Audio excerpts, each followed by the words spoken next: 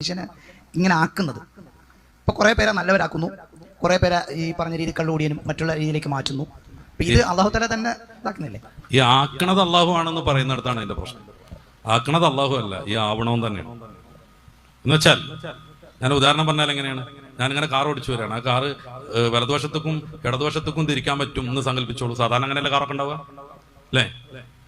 എന്നിട്ട് വലതുവശത്ത് നല്ല സൂപ്പറായ റോഡുണ്ട്, ഇടതുവശത്ത് ആകെ ഗട്ടറൈസ്ഡ് കുണ്ടും കുഴിയൊക്കെ ഉള്ള റോഡുണ്ട്. അത് പോയി വീണത് അഗാധമായൊരു കുഴിയിലേക്കാണ്. അതിലാകെ മുള്ളും കമ്പിയൊക്കെ വിതറിയിട്ടുണ്ട്.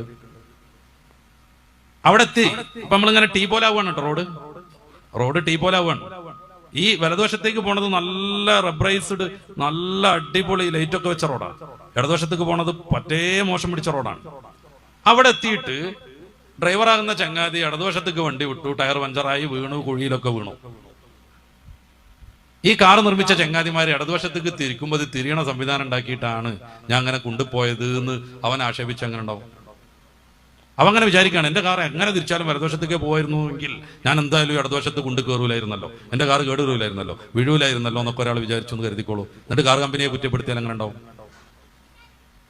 സത്യത്തിൽ ഇടതുവശത്തേക്കും വലതുവശത്തേക്കും തിരിക്കാൻ പറ്റും വിധത്തിലാണ് കാറ് സംവിധാനിച്ചിട്ടുള്ളത്. വേറെ കുറെ ആളുകൾക്ക് മനോഹരമായി വലതുവശത്ത് കൂടി ഓടിച്ചു പോകുന്നുണ്ട്, അവർക്കൊന്നും പറ്റണില്ല. ഇവൻ അവിടെ വെച്ച് കുരുത്തക്കേട് കാണിക്കുകയാണ്, ഇങ്ങോട്ട് ഇടതുവശത്തേക്ക് വണ്ടി ഓടിക്കുകയാണ്. വലതുവശത്തേക്ക് തിരിക്കാൻ പറ്റുമ്പോ തന്നെ അപ്പൊ മനുഷ്യൻ അള്ളാഹു സൃഷ്ടിച്ചിട്ടുള്ളത് നന്മയും തിന്മയും തെരഞ്ഞെടുക്കാൻ പറ്റുന്ന രീതിയിലാണ്.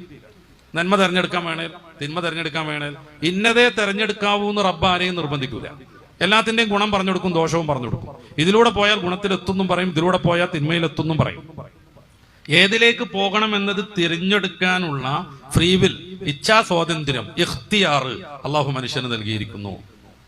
അപ്പൊ ഒരു മനുഷ്യൻ ഇടതുവശത്തേക്ക് പോകണം, കുണ്ടിൽ വീഴണം, കാറ് കേടണം, പരിക്ക് പറ്റണം എന്ന് തീരുമാനിച്ച് അങ്ങോട്ട് തിരിച്ചാൽ അതിന്റെ എല്ലാ ശിക്ഷയും അവൻ അനുഭവിക്കേണ്ടി വരും. ഞാൻ പറയാം, ആ ഒരു തീരുമാനം അള്ളാഹു എടുക്കണതല്ല. അങ്ങനെ ചില ആളുകൾ മനസ്സിലാക്കിയിട്ടുണ്ട്. ഇവൻ അങ്ങോട്ട് തിരിക്കണം എന്ന് അള്ളാഹു തീരുമാനിച്ചിട്ടുണ്ട്, അങ്ങനെ അള്ളാഹു തീരുമാനിച്ചിട്ടേ ഇല്ല. പിന്നെ ഒരു വിഷയമുള്ളത് എന്താണെന്നറിയോ, ഈ ചങ്ങാതി അങ്ങോട്ടേ തിരിക്കുള്ളൂ എന്ന് ഭാവി ഭൂതം വർത്തമാനം അങ്ങനത്തെ വ്യത്യാസമൊന്നും ഇല്ലാത്ത റബ്ബിന് മുൻകൂട്ടി അറിയാം എന്നത് റബ്ബിനെ കുറ്റപ്പെടുത്താൻ പറ്റുന്ന ഒരു സംഗതിയല്ല. ഇന്നതേ അവൻ തെരഞ്ഞെടുക്കണം എന്നല്ല, പിന്നെ അവൻ ഇന്നത് തെരഞ്ഞെടുക്കും എന്നുള്ളത് റബ്ബിന് ഭാവി ഭൂലം വർത്തകാലമൊന്നും ഇല്ലാത്തത് കൊണ്ട് മനസ്സിലായി എന്നത് റബ്ബിന്റെ കുഴപ്പമല്ല. ഞാനൊരു ഉദാഹരണം പറയാം. ഇപ്പൊ ഈ ചെറിയ മേശ നമ്മൾ മൂന്നായിട്ട് പകുക്കുക, പാർട്ട് ചെയ്യാം. ഒരു ഉറുമ്പ് ഇവിടുന്ന് അങ്ങനെ നടന്നു പോകണം. ഉറുമ്പിന് 1 ഇഞ്ച് പരിധിയിലേ കാഴ്ചയുള്ളൂ. ആ ഉറുമ്പ് ഇങ്ങനെ പോന്നുകൊണ്ടിരിക്കുന്ന ആ ഒരു ഒന്നാമത്തെ കള്ളി ഉറുമ്പിനെ സംബന്ധിച്ചിടത്തോളം പ്രസന്റ് ആണ്, വർത്തമാനാണ്. അല്ലേ? വർത്തമാനകാലല്ലേ? ആണ്. ഒന്നാമത്തെ വര കയറി ഉറുമ്പട് പോകുമ്പോ അത് വരെയുള്ളത് ഉറുമ്പിനെ സംബന്ധിച്ച് ഭൂതാണ്. ഈ സെന്ററിലുള്ളത് വർത്തമാനാണ്. അല്ലേ? നേരെ മറിച്ച് ഇതിന്റെ മുന്നേ ഉള്ളതോ, ഇപ്പൊ അദ്ദേഹം നിലകൊള്ളുന്ന ഉറുമ്പ് നിലകൊള്ളുന്ന സെന്ററിന്റെ അപ്പുറത്തുള്ളത് ഉറുമ്പിനെ സംബന്ധിച്ച് ഭാവിയാണ്. ഇവിടെ ഉണ്ടോ? നമ്മൾ ഈ മേശയെ മൂന്നായിട്ട് ഒരു വരട്ടും. ഒരു ഉറുമ്പ് ഇവിടുന്ന് അങ്ങനെ പോവാണ്. ഒന്നാമത്തെ വരത്തോളം അതിന് ആ ഒരു മേഖല പ്രസന്റ് ആണ്, വർത്തമാനാണ്. ഒന്നാമത്തെ വരട് കഴിഞ്ഞാൽ അതുവരെയുള്ളത് അതിനെ സംബന്ധിച്ച് ഭൂതാണ്. അവിടുന്ന് അങ്ങനെ പോയിട്ട് അത് അപ്പുറത്ത് എത്തോളം അതിന്റെ ആ രണ്ടാം വരന്റെ അപ്പുറമുള്ളത് ഭാവിയാണ്. അല്ലെ?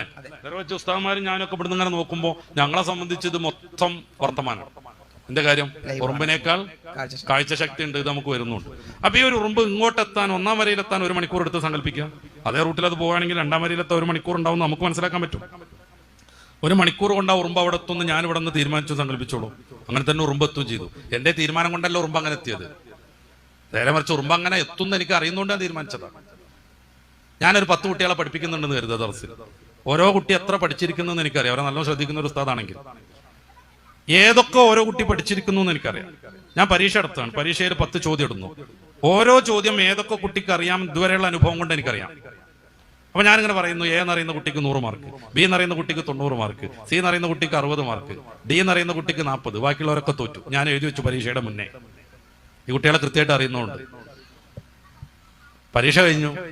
എ എന്ന് പറഞ്ഞ കുട്ടിക്ക് 100 മാർക്കുണ്ട്, ബി എന്ന് പറഞ്ഞ കുട്ടിക്ക് 90 ഉള്ളൂ, സി കുട്ടിക്ക് 60 ഡിക്ക് 40, ബാക്കിയുള്ളവരൊക്കെ തോക്കുകയും ചെയ്തിട്ടുണ്ട്.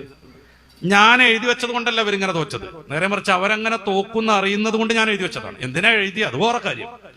അള്ളാഹു എന്തിനാ അങ്ങനെ എഴുതുന്നത്? മലക്കുകളുടെ സൗകര്യത്തിനോ മറ്റോ പല ലക്ഷ്യങ്ങളുണ്ടാവാം. അപ്പൊ ഇന്നതവൻ ഇവൻ ചെയ്തിരിക്കണം എന്നല്ല റബ്ബിന്റെ തീരുമാനം. പിന്നെ അതിനവൻ ഇച്ഛാ സ്വാതന്ത്ര്യം നൽകിയിരിക്കുന്നു, ഫ്രീ വില്ല് കൊടുത്തിരിക്കുന്നത്. ആ ഫ്രീ വില്ല് അനുസരിച്ച് അവൻ നന്മ തിരഞ്ഞെടുത്താൽ അവൻ വിജയിക്കും, തിന്മ തിരഞ്ഞെടുത്താൽ അവൻ തോക്കുകയും ചെയ്യും. പിന്നെ അള്ളാഹുവിന് രണ്ടുവിധം തീരുമാനങ്ങളുണ്ട്. ഒന്ന് മുബ്രമായ അമ്ര, ഒന്ന് മുഅല്ലഖായ അമ്ര. ഒരാൾ വീട്ടിൽ നിന്ന് ഇറങ്ങുമ്പോൾ സദക്ക കൊടുക്കും, എന്നാൽ അവനൊരു ആക്സിഡന്റ് ഉണ്ടാവില്ല എന്ന് റബ്ബിന് തീരുമാനമുണ്ട്. സദക്കയുടെ മാത്രം പറഞ്ഞിട്ട് അവനത് തീരുമാനം എടുത്താൽ ആക്സിഡന്റ് ഒഴിവാകും. ഇന്ന ദിവസം ഖിയാമത്ത് നാളാണ്, അത് നമ്മൾ എത്ര സദക്ക കൊടുത്തിട്ടും കാര്യമില്ല, അത് സംഭവിക്കും.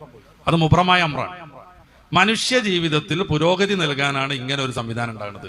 കാരണം ഈ ഒരു പ്രതീക്ഷ വിജയിക്കാൻ പറ്റും, എന്റെ തീരുമാനം അനുസരിച്ചാണ് കർമ്മഫലം എന്ന ബോധം ഉണ്ടാവുമ്പോൾ മനുഷ്യൻ എപ്പോഴും എനർജറ്റിക് ആവും.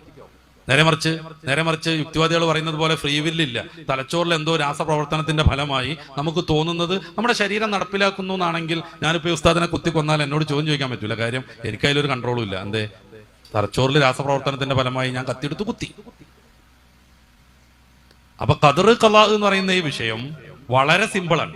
അതുള്ളത് കൊണ്ടാണ് മനുഷ്യൻ എനർജറ്റിക് ആവുന്നത്. പക്ഷെ നമ്മളതിൽ കുറെ തെറ്റിദ്ധരിച്ചിരിക്കുന്നത്. അള്ളാഹു നമ്മളെ ഇന്ന തന്നെ ചെയ്യിപ്പിക്കുക. അങ്ങനത്തെ ഒരു ടീം ഉണ്ടായിരുന്നു, ഖദരിയാക്കൾ എന്ന് പറയുന്ന ടീം. അവരെ എതിർത്ത് തോൽപ്പിച്ച അഹ്ലുസുന്ന അവിടെ എത്തിയത്. അവരുടെ വാദം അതാണ്, കരിയില പോലെയാണ് മനുഷ്യൻ, അപ്പുപ്പന്താടി പോലെയാണ് മനുഷ്യൻ, അങ്ങോട്ട് കാറ്റടിച്ച് അങ്ങോട്ട് പോകും, ഇങ്ങോട്ട് കാറ്റടിച്ച് അങ്ങോട്ട് വരും. അല്ല, അങ്ങനല്ല.